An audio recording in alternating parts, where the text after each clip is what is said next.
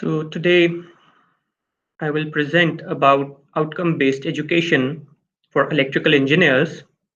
My name is Dr. Yavar Ali Sheikh, and I'm working as an assistant professor in the Department of Electrical Engineering and Technology, Government College University, Faisalabad, Pakistan.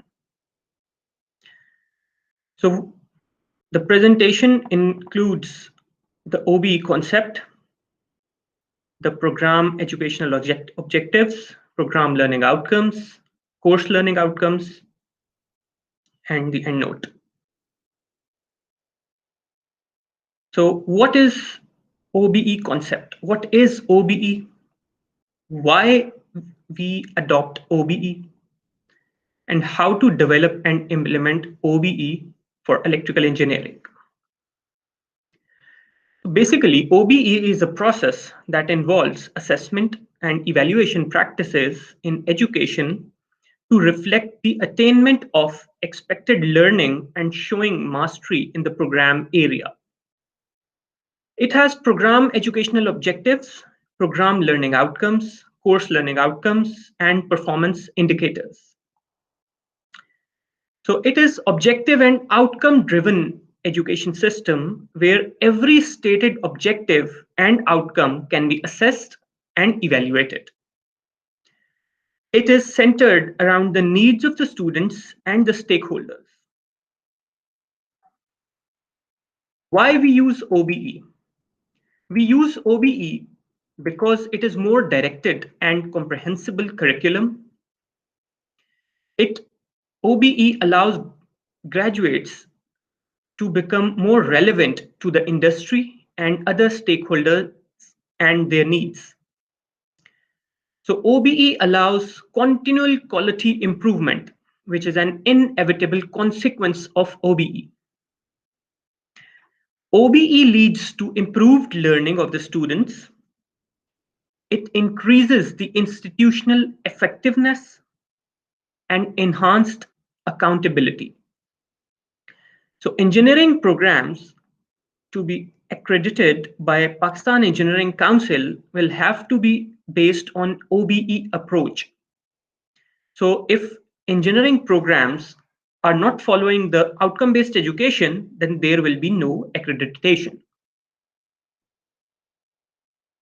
So how we develop and implement this outcome-based education system? The OBE framework and process control mechanism adopted for the engineering programs consists of design, assessment, analysis, and review. For each phase, the process of program educational objectives, program learning outcomes, and course learning outcomes development are defined. The model has 3 CQI cycles for assessment of program educational objectives, program learning outcomes, and course learning outcomes. The key performance indicators are set for each assessment method, and data is analyzed from direct and indirect assessment methods. So this is a flow diagram of the outcome-based education system. So this is the loop. The outer loop is for program educational objectives. So we create the program educational objectives. We assess them from direct and indirect methods. We analyze them, and we take corrective actions, and we improve the program educational objectives. The center loop is for program learning outcomes. We set the program learning outcomes, we assess them, we analyze them, and take appropriate corrective actions, and we improve the program learning outcomes. The inner loop is for course learning outcomes. This is course level. So we create the course learning outcomes, we assess them by direct and indirect methods, we analyze them, we take corrective actions, and then we improve the course learning outcomes. So this whole diagram gives a basic idea of what outcome-based education is. What are program educational objectives? Program educational objectives define the objectives which are to be demonstrated by the graduates of electrical engineering program after gaining 3 to 5 years of professional experience.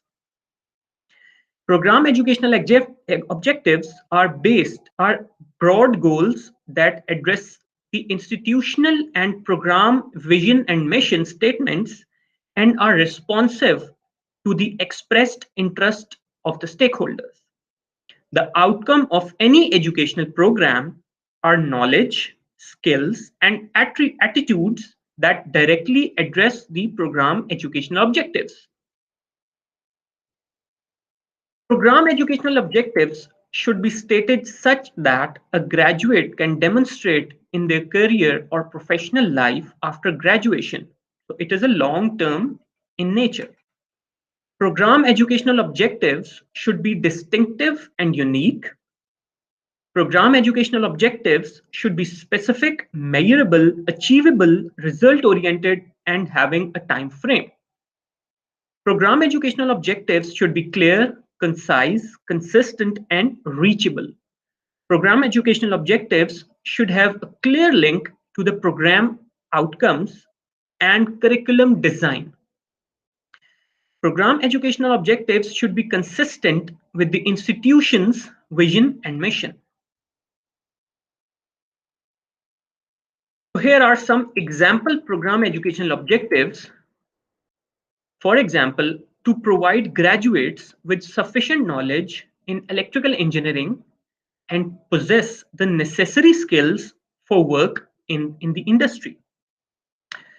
To produce graduates who are sensitive and responsible towards the society, culture, and environment. To prepare graduates for work in advanced design and innovation at international level. So these program educational objectives can be varied from institution to institution according to their needs, according to the engineering program they are offering. So what do we want the students to have or able to do after getting an engineering degree, an electrical engineering degree? So we want the students to have cognitive skills, psychomotor skills, and affective or social skills. So how can we help students to achieve these skills? So we have lectures, demonstrations, lab sessions, we have projects, design projects and research projects, and field experiences. So we have multimedia lectures, tutorials, interactive simulations, web-based instructions, and writings and speaking assignments for the students. So how will we know that they have achieved those skills? Students have achieved those skills. So we have some assessment methods for the students. So first, there are course assessments, the program assessments, we have assessment tools, and we have direct and indirect methods. So how do we close the loop? First, there is an assessment plan. Who is doing and what and when he is doing. So we have stakeholders participation, and then we have a CQI in place to close the loop. Next is the program learning outcomes. So according to Pakistan Engineering Council Manual of Accreditation 3rd edition 2019, program learning outcomes are defined as the narrower statements that describe what students are expected to know and able to do by the time of graduation. So these relate to the knowledge, skills, and attitude that the students acquire while progressing through the program. The program must demonstrate that by the time of graduation, the students have attained a certain set of knowledge, skills, and behavioral traits, at least to some acceptable minimum level. So there must be a clear linkage between objectives and outcomes. Program learning outcomes need to be distributed throughout the program and not only one or two courses addressing a particular outcome. Program learning outcomes should describe an area of knowledge or skills that a person can possess. Program learning outcome should be stated such that a student can demonstrate before or by the time of graduation. Program learning outcomes should be supportive and responsive to one or more PEOs. These PLOs must be linked to the PEOs. So according to Pakistan Engineering Council, the following attributes are referred to as the PLOs of electrical engineering program. So first is the engineering knowledge, an ability to apply knowledge of mathematics, science, and engineering fundamentals, and an engineering specialization to the solution of complex engineering problems. Number two is program analysis, problem analysis, an ability to identify, formulate, research literature, and analyze complex engineering problems, reaching sustained conclusions using first principles of mathematics, natural sciences, and engineering sciences. Number three is design development of solutions. An ability to design solutions for complex engineering problems and design systems, components, or processes that meet specified needs with appropriate consideration for public health and safety, cultural, societal, and environmental considerations. So number four is investigation, an ability to investigate complex engineering problems in a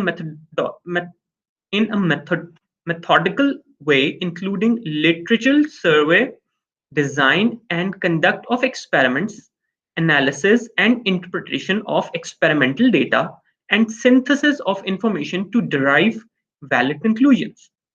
Number five is modern tool usage, an ability to create, select, and apply appropriate techniques, resources, and modern engineering and IT tools, including prediction and modeling, to complex engineering activities with an understanding of the limitations. Number six is the engineer and society, an ability to apply reasoning informed by contextual knowledge to assess societal health, safety, legal and cultural issues, and the consequent responsibilities relevant to professional engineering practice and solution to complex engineering problems. Number seven is environment and sustainability, an ability to understand the impact of professional engineering solutions in societal and environmental contexts and demonstrate knowledge of and need for sustainable development. Number eight is ethics. Apply ethical principles and commit to professional ethics and responsibilities and norms of engineering practice. Number nine is individual and teamwork, an ability to work effectively as an individual or in a team or multi-faced or multidisciplinary settings. Number 10 is the communication, an ability to communicate effectively orally as well as in writing on complex engineering activities with the engineering community and with society at large, such as being able to comprehend and write effective reports and design documentations, make effective presentations, and give and receive clear instructions. So number 11 is project management, an ability to demonstrate management skills and apply engineering principles to one's own work as a member or a leader in a team to manage projects in a multidisciplinary environment. And number 12 is lifelong learning, an ability to recognize importance of and pursue lifelong learning in the broader context of innovation and technological developments. So these 12 PLOs are designed by the Pakistan Engineering Council. So these can be varied from institution to institution. We can add more PLOs in our program. So how we assess a student has achieved those PLOs or not. So there is direct assessment. Direct assessment is performed at student level, course level, and degree level using an assessment tools described below. What are these assessment tools? There are assignments, quizzes, presentations, complex engineering activities, complex engineering problems, semester projects, and viva. Also, there are indirect assessment tools to assess the achieved program learning outcomes. So indirect assessment is performed using the following assessment tools. Number one is the graduate exit survey, and number two is the internship feedback. Course learning outcomes. Course learning outcomes describe the meaningful, observable, and measurable knowledge, skills, or dispositions the students know or to be able to do as the result of having successfully completed an engineering program or a course. So this is a course level, so it will give the assessment of course level. To enable students to attain these course learning outcomes, various lectures, demonstrations, presentations, exercises, and seminars are conducted throughout the semester. However, the assessment of these CLOs focus on providing evidence that the student can demonstrate knowledge or skill directly linked to each specific course learning outcome. So why are these CLOs important? So course learning outcomes are essential because they define the type and depth of learning students are expected to achieve in a course. So CLOs clearly communicate the expectations to the learners. So they clearly communicate graduate skills to the stakeholders. So they define coherent units of learning that can be further subdivided or modularized for classroom or for other delivery modes. CLOs guide and organize the instructor as well as the learner. So here is a sample course CLOs. So this is for a course, Probability Methods in Engineering, which is included in the curriculum of electrical engineering. So there are 4 CLOs designed. First one is able to explain set theory and probability introduction through sets and relative frequency. So the domain we have selected is C2, which is cognitive level 2, which is the understanding. And the PLO we are addressing here is the PLO number 2, which we have already discussed earlier. So what assessment tools are there to assess the students have achieved CLO 1 or not? So the assessment tools are assignment number 1, quiz number 1, and midterm. So CLO 2 is able to apply the concepts of probability to random variables and to construct the basics of distribution and density functions. So this is applied for cognitive level 3, which is applying, which is the application of your concepts, your understanding. So it is again mapped on PLO number 2, and the assessment tools are assignment, quiz, and midterm exam. So CLO 3 is able to demonstrate operations on one random variable and basics of multiple random variables. This is set for cognitive level 3, which is again application.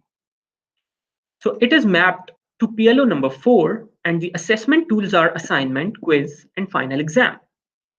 And in the end, CLO number 4, which is able to analyze the operations on vector random variables and the concept of random process. So it is mapped on cognitive level 4, which is analyzing, and the CLO is mapped on PLO number 4.